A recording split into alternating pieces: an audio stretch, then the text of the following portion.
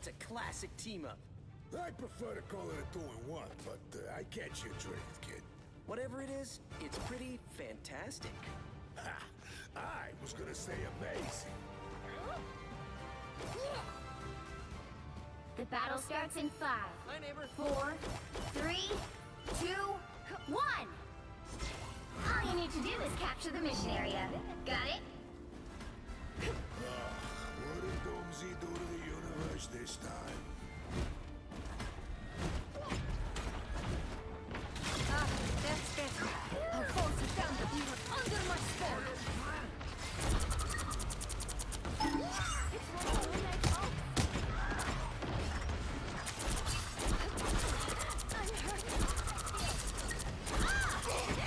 Looks like the mission area is yours to capture now.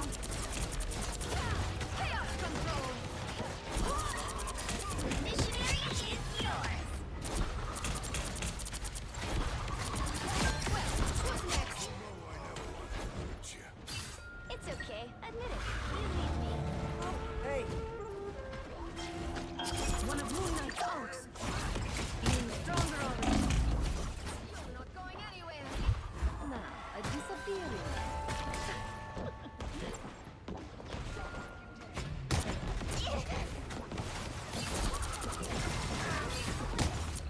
A nice deep freeze. You are under my spell. Claimed by chaos.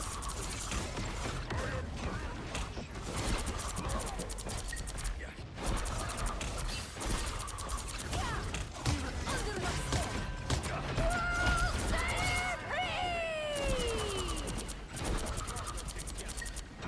Ah, that's better. You captured more than half of the mission area. Keep going. Your tail ends here. I suck.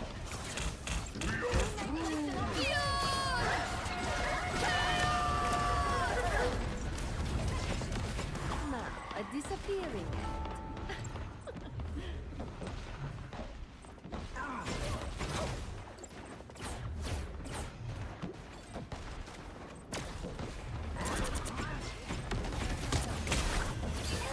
Gary's almost yours!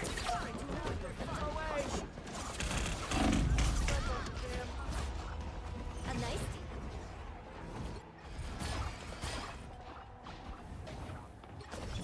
careful, Leon. Like the others.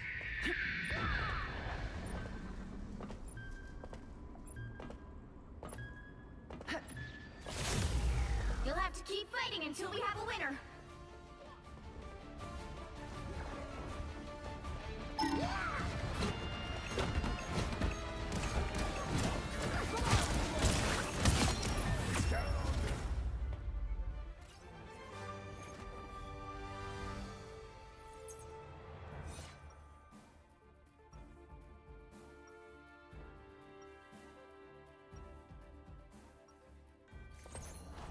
It's nice to take a break from cosmic judgment every now and then.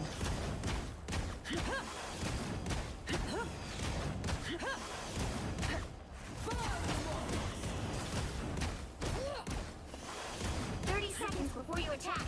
Get ready. Follow if you dare. I'm afraid this battle may be far beyond the scope of your abilities, Spider-Man. Hey, I was the host for a powerful cosmic entity for a hot minute too, you know. Yes, the Enigma Force. I can still feel the faintest of traces on you. See? The battle starts in 5, 4, 3, 2, 1. All you need to do is capture the mission area. Got it? I should enjoy this.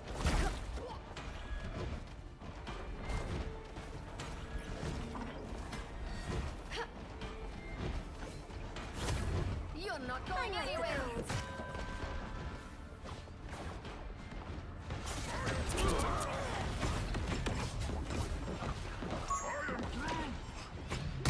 Looks like the mission area is yours to capture now.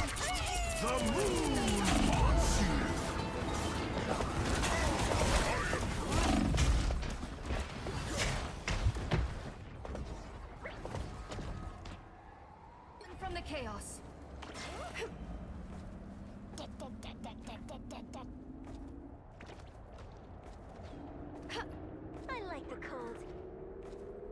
Capture the mission area!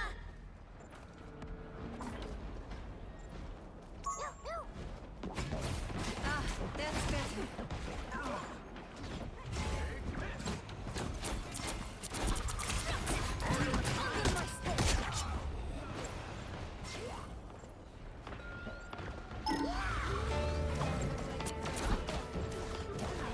A nice deep freeze. Control C's. A couple more seconds. Chaos control. Careful, Sunk. There might be others. My favorite time! That one hurts. Admit it. Feeling stronger already. Claimed by chaos. I suck. Goodbye.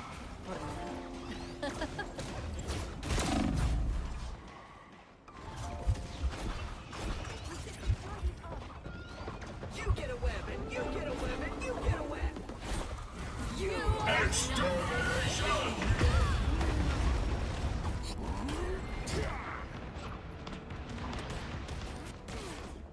There they are. Fear that It is a flip.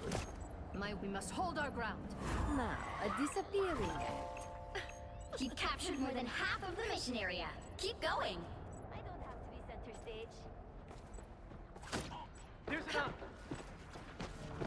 The moon haunts you. Khonshu cannot save you this time, Spectre. Ah, that's better. That one hurts. No webs needed.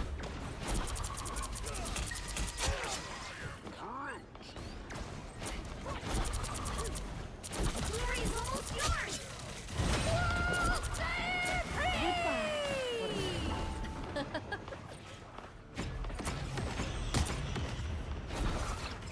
Tree is down. You're not going anywhere. One of Moon Knight's ults. A nice deep freeze.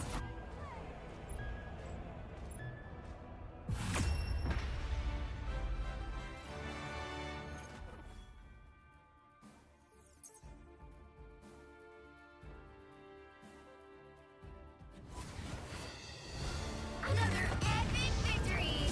Big win.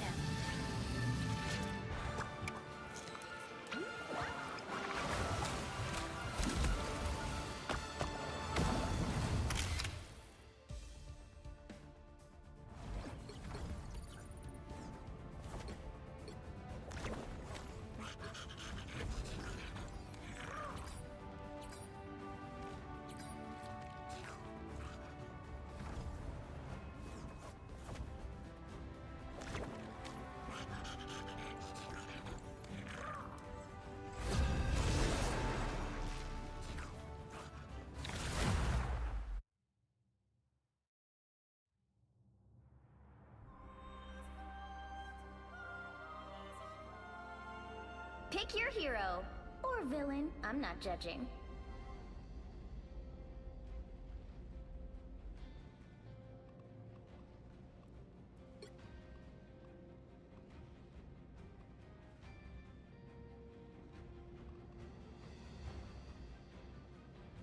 I will bring peace to this universe, no matter the cost.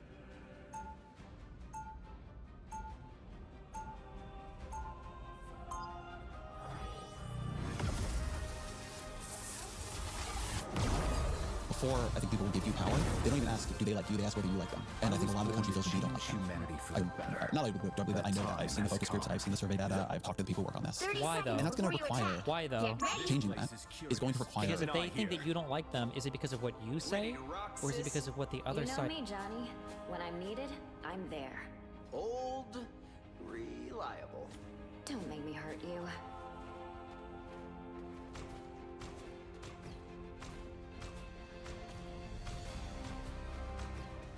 The battle starts in 5, 4, 3, 2, 1. Hi, kitty All cats. you need to do is Is capture the Donald mission Trump area. upholding Got the it? right to freedom of expression? Or is he stifling free speech in a move Mussolini would envy? Despite comedians like Jimmy Kimmel and liberal pundits criticizing Trump's actions as a threat to the First Amendment, the truth is far worse. Trump wants no free speech, certainly not for people who speak out against him. If that is not a violation of the Constitution, that's installation of a fascist regime. So today, let's talk about free speech and control of the platforms that encourage it. And after that, let's play some Cosmic Wheel Sisterhood and solve some real problems. Right? Let me see. So I've got, let me see. Oops. I want to say hi to Margie. Kia ora. I'm not really sure what that means. And then Genevieve, good to see you as well. I see Erica Rice, good to see you all. And my wife Eldico, there we go. Let me do my live stream opening bits. I am Dr. Amethyst Herrick. I am both an author and a podcaster. I discuss identity and gender from a scientific standpoint. And you can check that link below. If I go there, check that link below for more information about me and the work that I do. My website is purpletalkland.com. You can see. If you go there, you can follow me on all the social networks that I'm on. And as well, you can read the articles I've written and the podcasts that I publish. So if you like this content, I hope you consider subscribing at purpletalkland.com. How do we do this? No, that way. And you can get a subscription for as low as $5 a month. I also like to publish articles and podcasts by other contributors. So if you are interested in contributing your original work about identity and gender, I encourage you to email me, and once again, it's going to be the website below. I also see, I hope I don't say this wrong. Is it Layla Charlotte? I hope that's right. Hi, Layla. Alright, why do I want to do this live stream? In short, it's kind of been hard not to see what's happened in the... Oh, Leela. Thank you, Leela. It's been hard not to see what's happened in the past, let's say, month in the United States. I can start with Charlie Kirk. Now, I spoke about this. In fact, I spoke out about this. I condemned any politically motivated violence. Judge! Jury! But then just recently, just last week, we saw Jimmy Kimmel get taken off the air. Jimmy Kimmel did not actually speak out about Charlie Kirk. Well, he didn't speak out that night, at the very least. I believe he did ultimately condemn politically motivated violence. But what Jimmy Kimmel did that night, a little bit more than a week ago, he pointed out the lengths to which conservatives have gone to wash their hands of the deed of Charlie Kirk's assassination. And this is coming when every indication actually seems to show that Tyler Robinson, shot Charlie Kirk, as Jimmy put it, appears to be one of their own. That's what he said. Now, the longer fallout of Jimmy Kimmel's monologue is that ABC preempted his show, the American Broadcasting Company, preempted his show indefinitely, is the way they put it. Now, he's since been restaged. You're maybe going, this is old news. Why are you telling me this? Yes, Jimmy Kimmel is back on the air. In fact, all broadcast networks that carried his show reinstated him. And in part because they faced public outrage. In fact, there were a lot of people who canceled Disney Plus subscriptions. Maybe you're going, how did Disney get in here? It's a complicated relationship. Now we'll get there. But this really underscores the real point of what happened with Jimmy Kimmel. This was not about freedom of speech. This was about political pull. It was about money. This is a very important distinction that I want us all to recognize. So today what I'm going to go over, first of all, what happened to Jimmy Kimmel was not a violation of the First Amendment to the United States Constitution.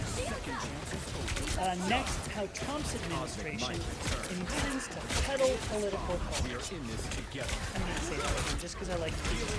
Trump intends to peddle political pull. His actions show what he wants is a fascist state, not a democracy. And certainly not the democracy as United States legislation stands today. They've almost got it! Before I talk about what happened to Jimmy Kimmel, because that's my next topic, let me check some comments here. So, okay, so Leela and your wife Tegan. Hello, gosh, I don't know if I know Tegan. Leela, I know I've seen you before. Tegan sounds great.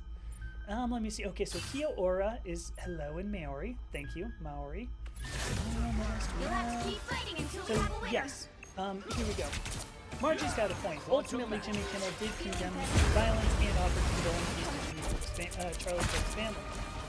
I don't remember if that happened after he was reinstated or before. And I just, you know, since I don't remember, I wasn't going to make a comment. I do appreciate this not only to, even more peas, preposterous peddling of political pull poop. Oh my gosh, I love you people. Alright, what happened to Jimmy Kimmel? Pay up. If you don't know who Jimmy Kimmel is, who knows, maybe you've been living under a rock. We'll see. Okay, so Margie says that was before Jimmy was pulled off. 30 seconds before you attack. Get ready. Season 7 of South Park is easily one of the best seasons in the entire show. It's actually kind of crazy how many good episodes came out of this season. We got Casa Bonita, All About Mormons, Crazy Cripples. We're going to pop some punk ass for good. Still not convinced? Okay. There's also Raisins and the super underrated toilet paper episode. It also happens to have, I don't know, just my favorite episode of all time, Christian Rock Hard. We are going to start hanging around Groot because he gets me. This episode is South Park at its core. It showcases the best of Eric Cartman and his rivalry with Kyle. It pokes fun at religion and Eric's willingness to exploit it. It even goes into depth about the issue of pirating.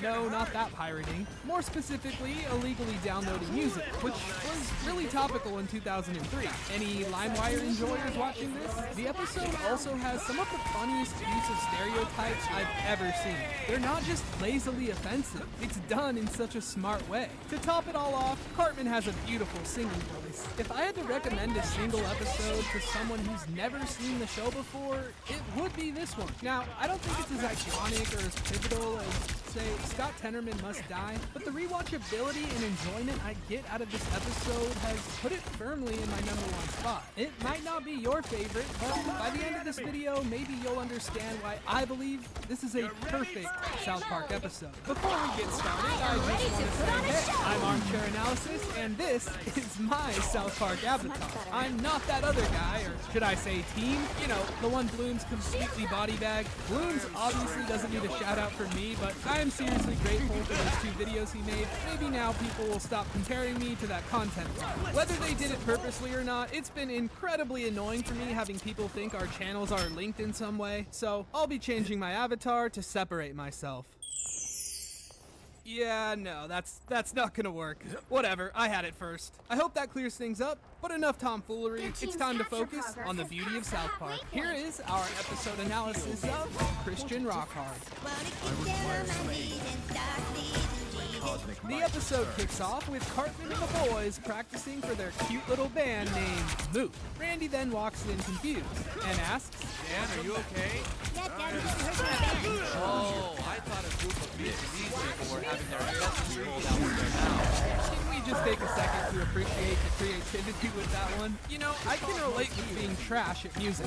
I was just like the boys here. You see, I had 3 main goals when I was younger. Become shortstop for a Major League Baseball team, marry Emma Watson, I am at your service. and become the lead singer for a pop-punk band.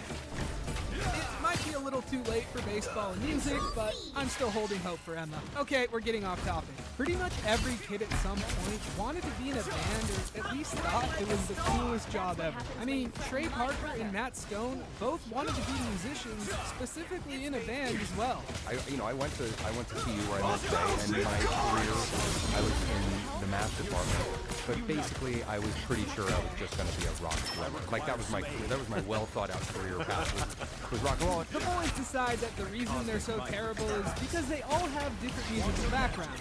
Surely, that's the issue. Kyle then says that they need to listen to a bunch of new music to get inspiration. The word inspiration gives Cartman a pretty interesting idea. Christian rock. We've got trouble. Yeah, as you can tell by their faces, they don't like this idea very much. Cartman says that if they play songs about loving Jesus, all of the Christians will end up buying their crack. Apparently, Matt and Trey actually really like Creed, or they're being sarcastic, I can't really tell. I think mostly inspired by, I don't know, we're big fans of Creed. And he's really big. Kyle kicks Cartman out of the band after his suggestion, and they decide to make a wager. Eric is going to start his own band, and whoever gets a platinum album first will be paid $10 by the loser. Ready? First one to have a platinum album win. Go! He rushes to recruit his new band. He decides that Butters will be his drummer, and Token will play bass.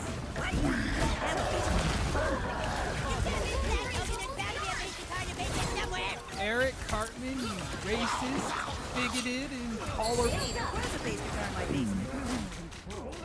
Fair enough. Cartman tells his new recruits that they are gonna make a Christian rock band. Butters is sad about this, and Token immediately starts walking out of the house. He's able to persuade him into staying by talking about how rich and famous they're gonna be. So Cartman's approach to making music is taking regular old love songs and changing words like baby and darling into Jesus. Yeah, that definitely won't get weird or anything. So they have their songs ready. Butters starts them off with a great little beat. Everything is looking good. There's just one issue.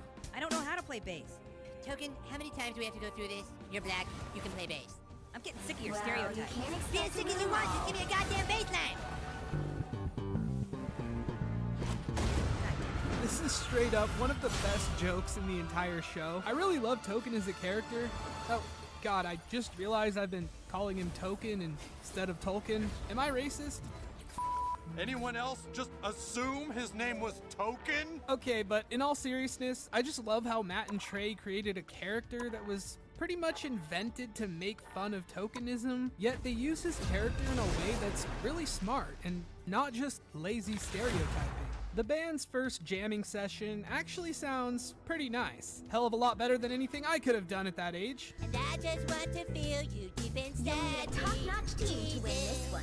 We then see what Kyle's plans are for getting a platinum album. He asks his parents for money so that he can go buy a bunch of CDs down at the mall. Does anyone else get nostalgic when they think about CD players? I had one of these bad boys growing up. MP3 players and eventually iPods pretty much made these things irrelevant. Anyways, Kyle's dad refuses to give him any money. Come on, Dad, don't be such a Jew. Stan and Kenny show up and tell Kyle that it's all fine because they have a way to get free music off of the internet. The boys go onto Kyle's computer and start downloading music off of a website. They don't specifically say the name of this website, but if you look close enough, you can see the letters S-T-E-R. This is interesting. It's almost certain here that they're referencing Napster.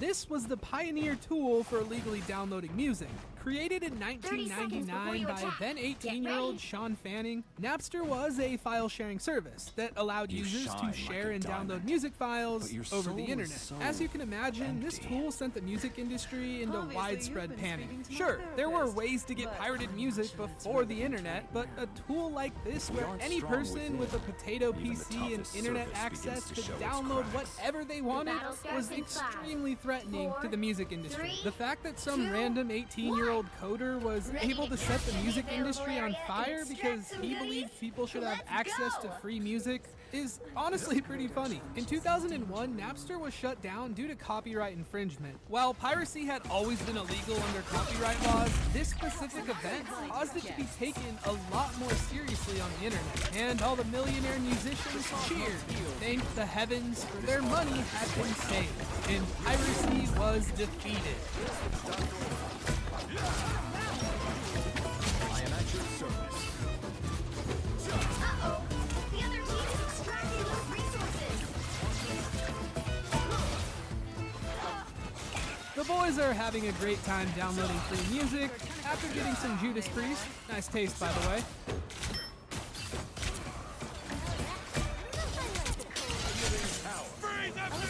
Another satirically brilliant joke. The boys are then questioned by the FBI. We also get our first appearance of Harrison Yates.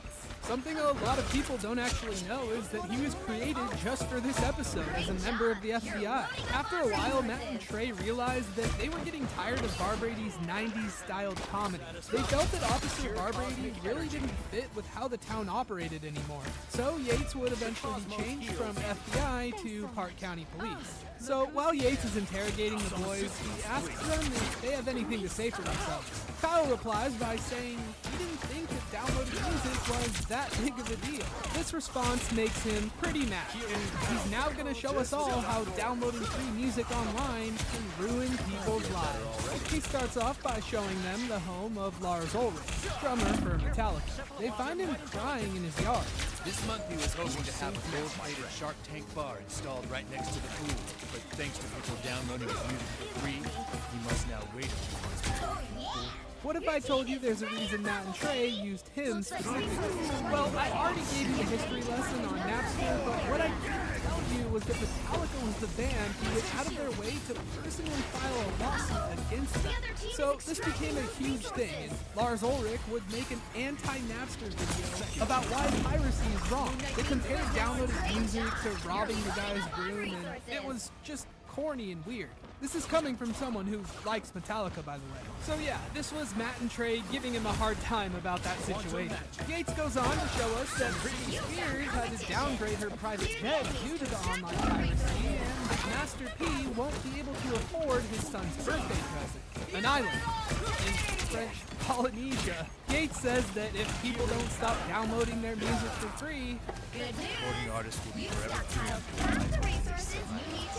it's funny, but it's true. It's hard to feel bad for millionaires, and Matt and Trey are obviously satirizing it. Everyone watching this video will have different morals on piracy, but here's my take that nobody asked for. Support stuff that you enjoy. I'm not going to pirate a Steam game by a small indie developer, but I'm also not going to pay $100 to watch a Jake Paul fight. I think a lot of people can relate to that. Which reminds me, if you've made it to this point in the video, that means you're at least somewhat entertained. You can support me by clicking the subscribe button and liking the video. Okay, that was shameless, but at least I'm not asking you for money. Hartman, Butters, and Token are on their way to take pictures for their new album cover. Token is over it by this point, and he tells Eric his album better make as much money as he promised.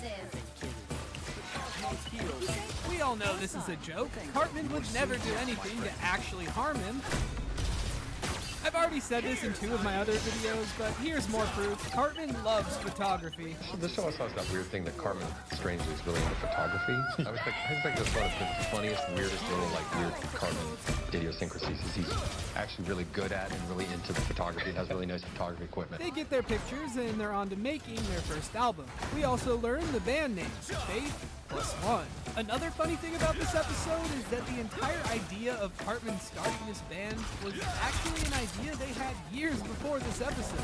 Matt and Trey, in real life, debated making a Christian album. That's where some of the ideas. We were gonna go to all these Jesus fests and stuff. All these guys set up booths and just sort of make up a fake band. And it's a great idea if someone else wants to do it. And we were even gonna call it Faith Plus One. Back at the station, Yates tells the boys and their parents that they're gonna have to pay a $400 fee for the piracy. $400, sir. Downloading some songs off the internet? Not that big. Not a big deal, huh? It's really not surprising they decided to keep him as a character. He's made for some really good episodes.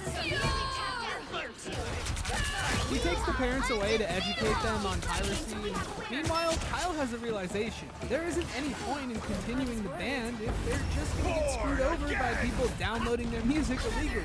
You know, even though they still don't know how to play their instruments, or even decided what kind of music they want to play, or attempted to make literally anything. For some reason, there's a news report on their refusal to play. Cartman then shows up and starts bragging to the boys about how his album has almost gone platinum. We've already sold 13 copies. You want to pay me that $10 bet now, Kyle? Kyle reminds him that he needs to sell 1 million copies to go platinum, and Eric responds by saying this weekend is Christ Fest, which is the single largest gathering of Christians in the Midwest. There doesn't seem to be a definitive Christ Fest, it's more so just a bunch of Christian musical festivals scattered around the US. I was imagining a Warped Tour for Christians or something, but no. Stan angrily tells Eric that he doesn't even know anything about Christianity.